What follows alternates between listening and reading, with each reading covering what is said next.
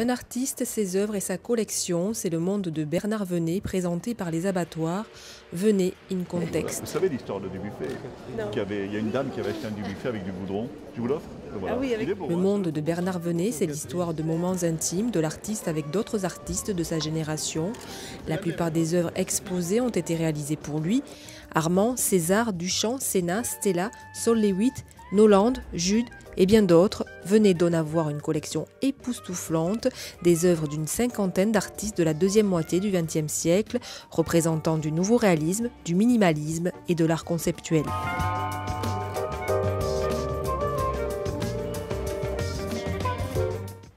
Bernard Venet dit qu'il est venu en famille, une famille de cœur et d'amitié, accompagné de copains.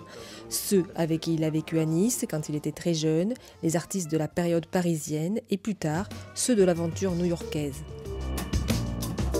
Revisiter l'exposition maintenant qu'elle est parfaitement terminée, que tout est bien, les lumières sont parfaites, toutes les œuvres sont installées.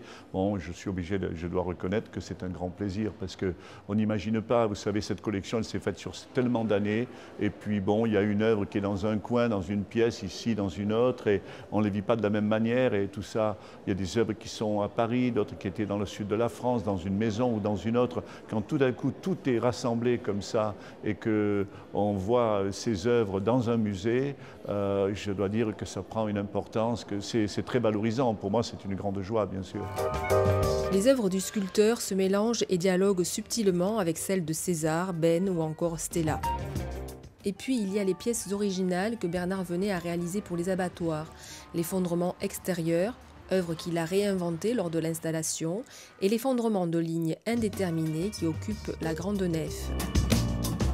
Énergie, tension, sobriété, l'art du contenu plus que de la surface, selon Venet.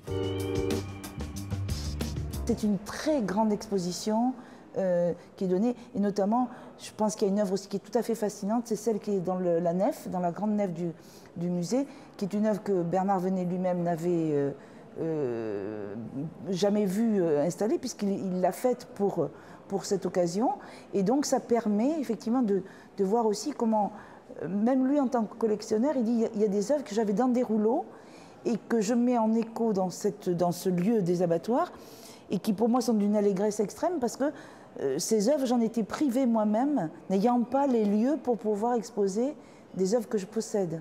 Voilà. Et donc tout ça fait qu'il y a vraiment un grand bonheur à se promener dans cette exposition parce que aucune salle n'est surchargée, il n'y a pas de redites, on voit vraiment les mouvements qui traversent l'art contemporain et il me semble que c'est quelque chose d'assez exceptionnel qu'on offre au public.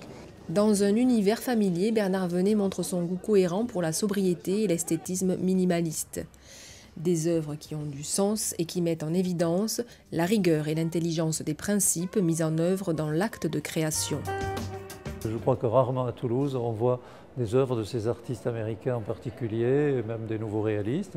Ce ne sont pas des axes que nous avions pris dans la collection des abattoirs ou qui sont fondements de certaines collections privées autour de Toulouse, dans Toulouse.